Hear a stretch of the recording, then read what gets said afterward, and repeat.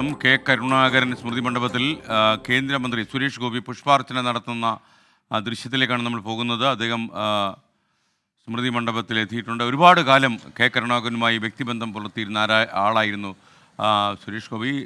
തൊട്ടടുത്ത് പത്മജ വേണുഗോപാലും ഉണ്ട്. കരുണാകരൻ്റെ കുടുംബത്തിലൊക്കെ വലിയ സ്വാതന്ത്ര്യവും സ്വാധീനമുള്ള ആളായിരുന്നു ഒരു കാലത്ത് സുരേഷ് ഗോപി. അതുകൊണ്ട് തന്നെ ആ ഓർമ്മകൾ ഇവരൊക്കെ അദ്ദേഹം ഇപ്പോൾ സ്മൃതി മണ്ഡപത്തിലെത്തി പുഷ്പാർച്ചന നടത്തുകയാണ്. ഇപ്പോൾ സൂരജ് സജി തൃശ്ശൂരിൽ നിന്നും നമുക്കൊപ്പം ചേരുന്നു. സൂരജ്, ഗുഡ് മോർണിംഗ്, പറയൂ.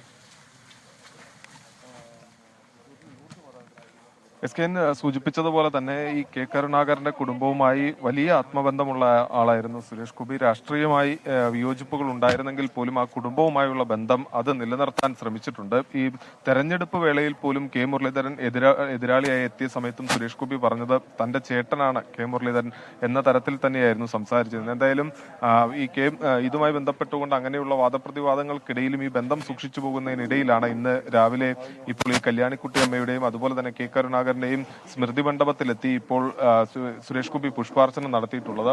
മകൾ പത്മജ വേണുഗോപാൽ അടക്കം, കെ കരുണാകരന്റെ മകൾ പത്മജ വേണുഗോപാൽ അടക്കമുള്ളവർ ഈ സുരേഷ് ഗോപി അനുഗമിക്കുകയും ചെയ്തു. എന്തായാലും നമുക്ക് സുരേഷ് ഗോപിയുടെ പ്രതികരണത്തിലേക്ക് പോകാം എന്ന് തോന്നുന്നു. ചേച്ചി ഇതിലേക്കൂടെ തന്നെ SKN ഇന്ന് രാവിലെയാണ് ഇത്തരത്തിൽ ഈ പ്രവർത്തകർ BJP പ്രവർത്തകർക്കൊപ്പം എത്തി ഇവിടെ ഈ പുഷ്പാർച്ചന നടത്തിയത്. സുരേഷ് ഗോപിയുടെ പ്രതികരണത്തിലേക്ക് നമുക്ക് പോകാം. ഇത്ര അടുത്ത് വന്നാൽ എല്ലാരെയും കാണുമോ?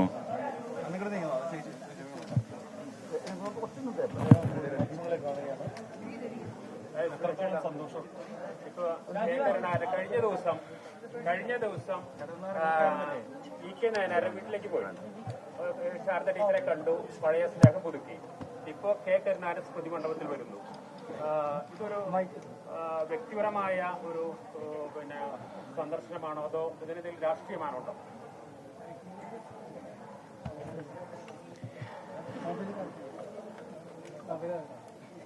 ഒരുപാട് സന്തോഷം. ഈശ്വരാനുഗ്രഹമായി വന്ന് പതിച്ചുകൊണ്ടിരിക്കുന്ന ദിവസങ്ങളാണ്. ഇതങ്ങനെ തുടരണം എന്ന് തന്നെയാണ് ആഗ്രഹം. ലീഡർ ശ്രീ കരുണാകരൻ, അദ്ദേഹത്തിന്റെ സഹധർമ്മിണി അമ്മ എന്നാണ് ഞാൻ വിളിക്കുന്നത്. അപ്പോ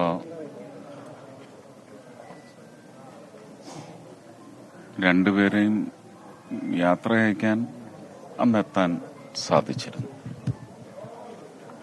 അത് കഴിഞ്ഞ് പക്ഷെ വ്യക്തമായ ഒരു രാഷ്ട്രീയത്തിൽ അതിന്റെ ഭാഗമായതിന്റെ ശേഷം ഒരുപക്ഷെ കേരളത്തിലെ കോൺഗ്രസിന്റെ പിതാവ് എന്ന നിലയ്ക്ക് തന്നെ ഞാൻ കാണുന്നത് അങ്ങനെയാണ്. ഇന്ദിരാഗാന്ധിയെ ഭാരതത്തിന്റെ മാതാവ് എന്ന് കാണുന്നത് പോലെ ലീഡർ ശ്രീ കരുണാകരനെ, അതിനു മുമ്പ് അദ്ദേഹത്തിന്റെ മുൻഗാമികളൊക്കെ ഇതിന്റെ ഫൗണ്ടേഴ്സ്, കോ ഫൗണ്ടേഴ്സ് ഒക്കെ ഉണ്ടാവും. അവരോടൊന്നും അപമര്യാദയല്ല. പക്ഷെ എന്റെ തലമുറയിലെ ഒരുപക്ഷെ ധീരനായ ഒരു ഭരണകർത്താവ് എന്ന നിലയ്ക്ക് ആരാധന തീർച്ചയായിട്ടും ആ വ്യക്തിയോടാണ്. അദ്ദേഹം പ്രതിനിധാനം ചെയ്യുന്ന രാഷ്ട്രീയ കക്ഷി, അതിനോടും അതുകൊണ്ട് തന്നെ ഒരു ഇഷ്ടമുണ്ടാവും.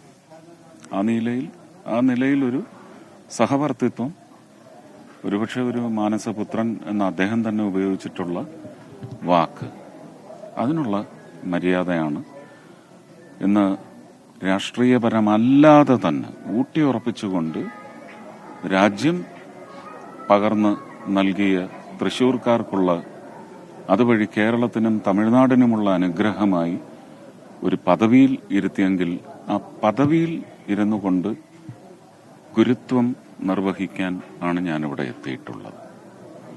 അതിന് ചോദ്യങ്ങളൊന്നുമില്ല. ആ ചോദ്യങ്ങൾക്കുള്ള ഉത്തരവും എന്റെ കയ്യിലില്ല. ദയവേത് ക്ഷമിക്കണം. നയനാർ സഖാവിന്റെ, ഞാനിപ്പോഴും ഉറച്ച ഭാരതീയനായും ഭാരതീയതയ്ക്ക് വേണ്ടി നിലകൊള്ളുന്ന ഒരു വ്യക്തി, ഒരു കുടുംബനാഥൻ എന്ന നിലയ്ക്കും തീർച്ചയായിട്ടും എൻ്റെ രാഷ്ട്രീയം എന്ന് പറയുന്നത് വളരെ എവിഡൻ്റാണ്, അതുടയാൻ പാടില്ല. പക്ഷെ എന്ന് വെച്ച് എൻ്റെ വ്യക്തിയുടെ നിർവഹണം, അതെൻ്റെ ഹൃദയത്തിൽ നിന്ന് വരുന്നത്, അതിനൊരിക്കലും രാഷ്ട്രീയ മാനം കാണേണ്ടതില്ല. എൻ്റെ അഭ്യർത്ഥനയാണ്.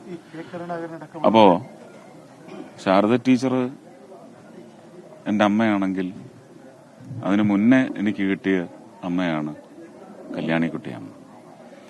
അപ്പോൾ ആ സ്നേഹം ഞാൻ നിർവഹിച്ചു കൊള്ളട്ടെ. നിങ്ങൾ മാധ്യമങ്ങൾ എന്ന നിലയ്ക്ക് അങ്ങനെ ഒരു ചിന്ത വെച്ച് പുലർത്തിക്കോളൂ.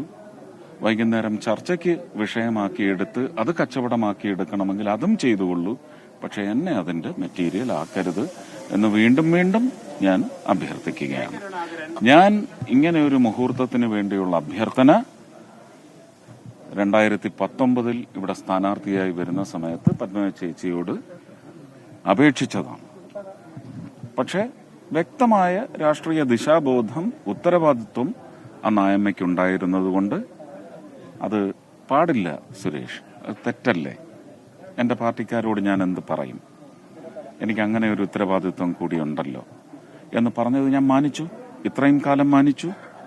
പക്ഷെ ഇന്ന് രാജ്യം സമ്മാനിച്ച ഒരു പദവിയിലിരുന്നു കൊണ്ട് എനിക്ക് മുന്നേ എത്രയോ കാലം കേരളത്തിലായാലും കേന്ദ്രത്തിലായാലും അതിനേക്കാൾ ഉന്നതമായ പദവിയിലിരുന്ന എൻ്റെ രാഷ്ട്രീയ ഗുരുക്കന്മാരിൽ, അത് സ്ത്രീകളായാലും പുരുഷന്മാരായാലും, ഏറ്റവും മുന്തിയ സ്ഥാനം കൽപ്പിച്ചിരിക്കുന്ന 2 മഹത് വ്യക്തികൾ എൻ്റെ രാഷ്ട്രീയ പാതയിൽ അല്ലായിരുന്നു എന്നതിൻ്റെ പശ്ചാത്തലത്തിൽ എനിക്ക് ഗുരുത്വം കൈമോശം വരാൻ പാടില്ല, അത് ദൈവനിന്ദയാവും എന്ന് വിചാരിച്ചതുകൊണ്ട് ഞാൻ ഇന്ന് ആ കപ്പാസിറ്റിയിലാണ് എത്തിയിരിക്കുന്നത്. അത് പക്ഷേ പത്മ ചേച്ചിക്കോ മുരളിച്ചേട്ടനോ ഒന്നും അത് തടയാനൊക്കത്തില്ല.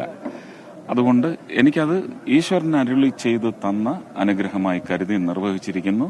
ആ വികാരത്തെ മലിനപ്പെടുത്തരുത്. അങ്ങനെ നിങ്ങൾ ചെയ്താൽ എൻ്റെ കുടുംബത്തിന്റെ വികാരത്തെയാണ് മലിനപ്പെടുത്തുന്നത്. എനിക്ക് ഇതിനുള്ള അനുവാദം സർവാത്മന തന്നിട്ടുള്ള എൻ്റെ പാർട്ടി അണികളുടെ വികാരത്തെയാണ് നിങ്ങൾ അവഹേളിക്കുക. അതുകൊണ്ട് ദയവ് ചെയ്ത് അതിന് മുതിരരുത് എന്ന് മാത്രം അഭ്യർത്ഥിച്ചുകൊണ്ട് പ്രാർത്ഥിക്കുകയായിരുന്നു ഞാൻ. കാരണം ഈ ആത്മാക്കളുടെ പ്രാർത്ഥനയും എൻ്റെ പ്രവർത്തന ബലത്തിന് ആവശ്യമാണ്. ആ പ്രാർത്ഥനയാണ് ഞാൻ അവിടെ അർപ്പിച്ചത്.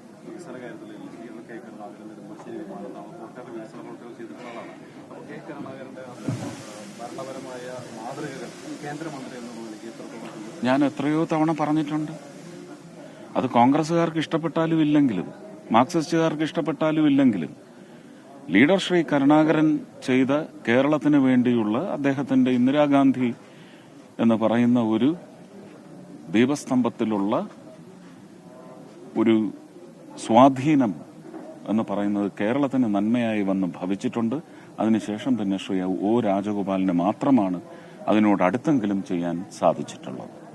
ഇതാണ് കേരളത്തിന്റെ അഡ്മിനിസ്ട്രേഷണൽ ബെനഫിറ്റ്സ് എന്ന് പറയാവുന്നത്. അത് ആർക്ക് ഇഷ്ടപ്പെട്ടാലും ഇല്ലെങ്കിലും ഞാനൊരു പൗരൻ എന്ന നിലയ്ക്ക് ഇവിടെ ഒന്നുകൂടി അടിവരയിട്ട് പറയും. ഞാൻ പറഞ്ഞില്ലേ, ഇതെല്ലാം അവഹേളനത്തിൽ തന്നെ ചെന്ന് പതിക്കും. കേരളത്തിന് അത് തൃശ്ശൂരിനോ ഏറ്റവും പ്രധാനപ്പെട്ട ഒരു മെഗാ പ്രൊജക്ട് അങ്ങനെ മനസ്സിലുള്ള എന്താണ്?